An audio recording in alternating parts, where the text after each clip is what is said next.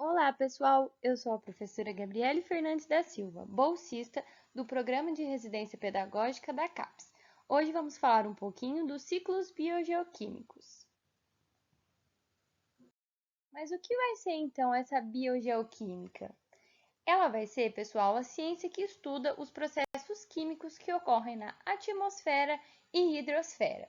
E nos próximos slides vamos falar um pouquinho mais sobre este assunto. Agora que a gente já sabe um pouquinho sobre o que é a biogeoquímica, a gente vai entender o que são os ciclos biogeoquímicos. Eles vão ser a representação do movimento dos elementos químicos entre os seres vivos, a atmosfera, a litosfera, biosfera e hidrosfera do planeta. Uma das características principais dos ciclos biogeoquímicos vai ser o fato dos componentes bióticos e abióticos estarem intimamente relacionados em seus ciclos. E como vão funcionar esses ciclos então? Gente, primeiramente, os elementos químicos que são retirados do ambiente vão ser utilizados pelos organismos e novamente devolvidos à natureza. Então, vai acontecer como se fosse um processo de reciclagem. A vida está continuamente sendo recriada a partir dos mesmos átomos.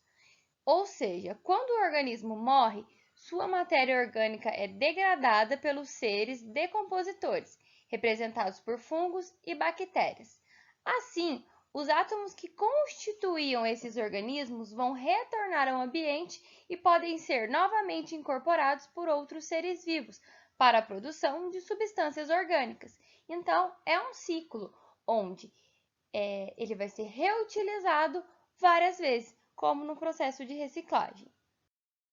Sem essa reciclagem, os átomos de alguns elementos químicos fundamentais para a vida poderiam desaparecer. Por isso, para que ocorra o ciclo biogeoquímico, é necessária a existência de um reservatório de elementos químicos. Este reservatório pode ser, então, a crosta terrestre ou a atmosfera. E além disso, pessoal, são necessários os seres vivos que auxiliam no movimento dos elementos químicos. Eu sei que agora pode estar um pouquinho complexo, mas eu separei alguns esquemas para facilitar a visão de vocês. Vamos começar aqui pelo ciclo da água. Conforme eu for falando para vocês, eu quero que vocês prestem atenção no desenho para a gente conseguir entender certinho como funciona esse ciclo. A gente já sabe que a vida depende da água. Tudo que tem vida precisa de água. Então vamos lá. O Sol, ele vai fornecer luz e calor, que vai levar à evaporação dos oceanos, lagos e rios. O ar, ele vai ficar úmido e menos denso, e por isso ele vai subir, levando as moléculas de água junto com ele. O que vai acontecer com elas?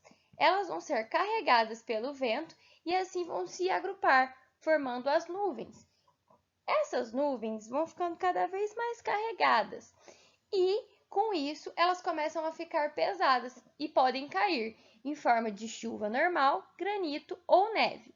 Ao atingir o solo permeável, parte da água vai se infiltrar e vai ser absorvida pela raiz de plantas e entre outros. Outra parte da água vai se infiltrar e vai alimentar os lençóis freáticos, os lençóis de água.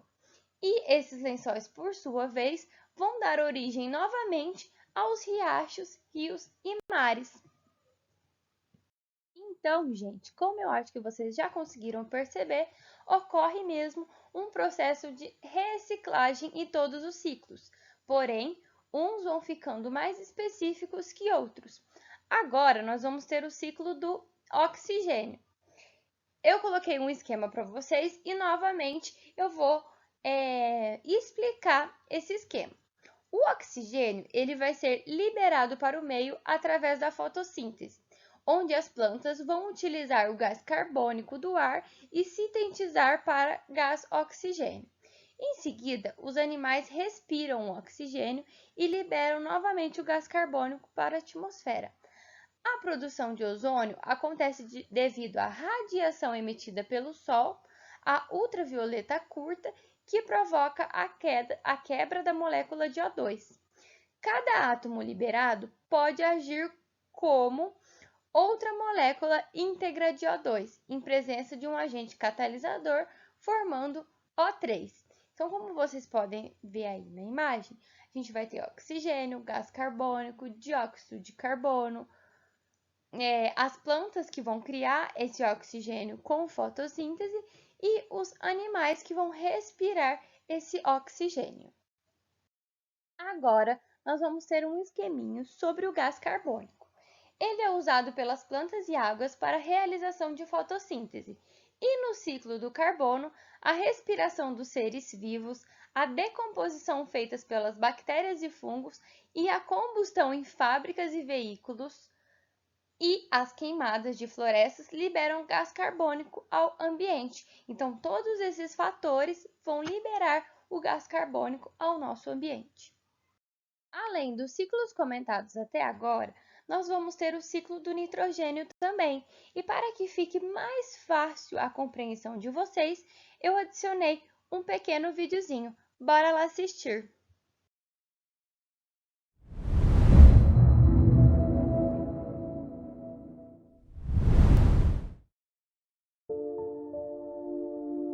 O nitrogênio, um dos principais elementos da vida. Ele compõe 78% da nossa atmosfera terrestre, além de estar presente na maioria dos seres vivos, além de rochas e oceanos. Apesar de importante para a sobrevivência de todo o organismo, a maioria não é capaz de retirá-lo da atmosfera. Por isso, é preciso que as bactérias nos deem uma força com isso. Através delas, nós temos o ciclo do nitrogênio. A primeira etapa é a fixação. Ela ocorre por meio de bactérias, como as do gênero Rhizibium, os quais vivem em raízes das plantas leguminosas como o feijão.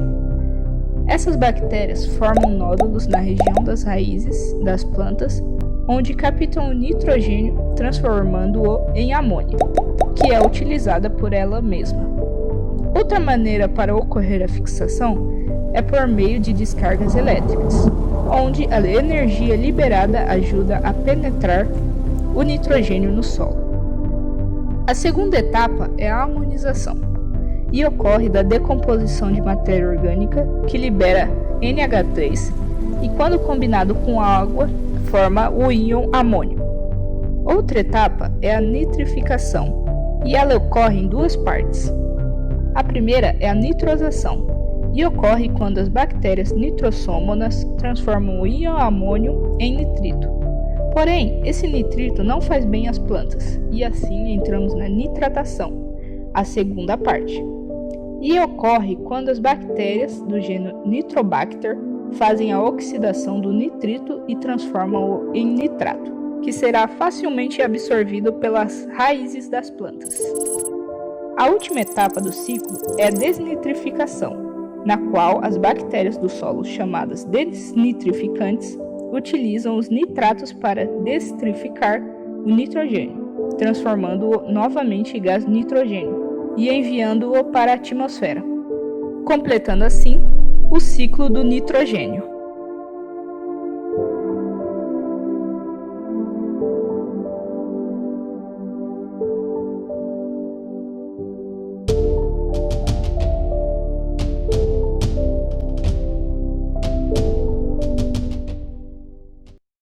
Por último, e não menos importante, nós vamos ter o ciclo do fósforo.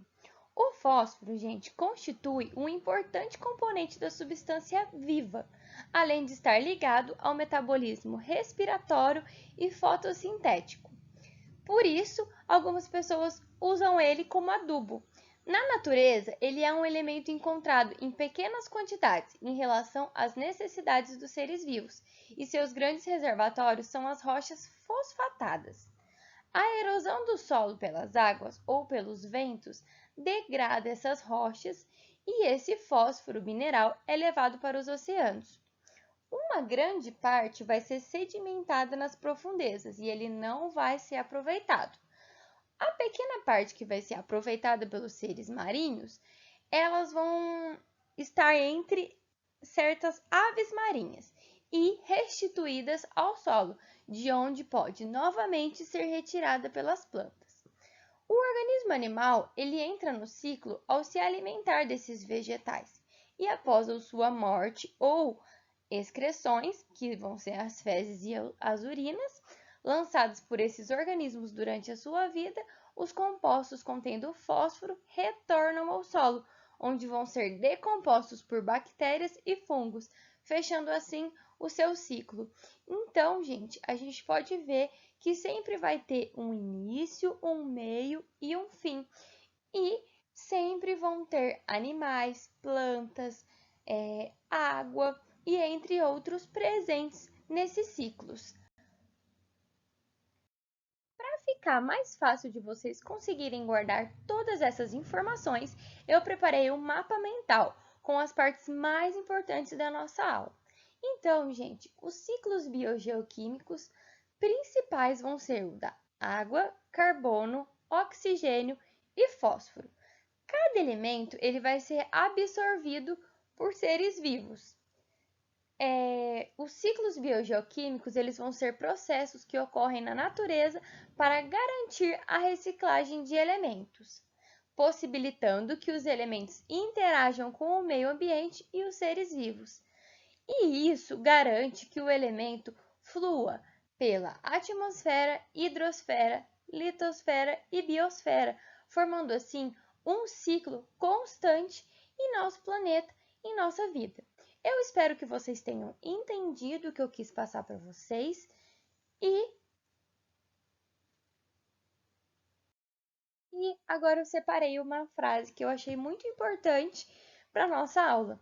Na natureza, nada se cria, nada se perde, tudo se transforma. Então, como a gente pôde ver, num ciclo a gente consegue ter a transformação de um elemento várias vezes. Ele nunca vai ser perdido. Então, gente, eu desejo a vocês uma ótima semana e muito obrigado pela atenção.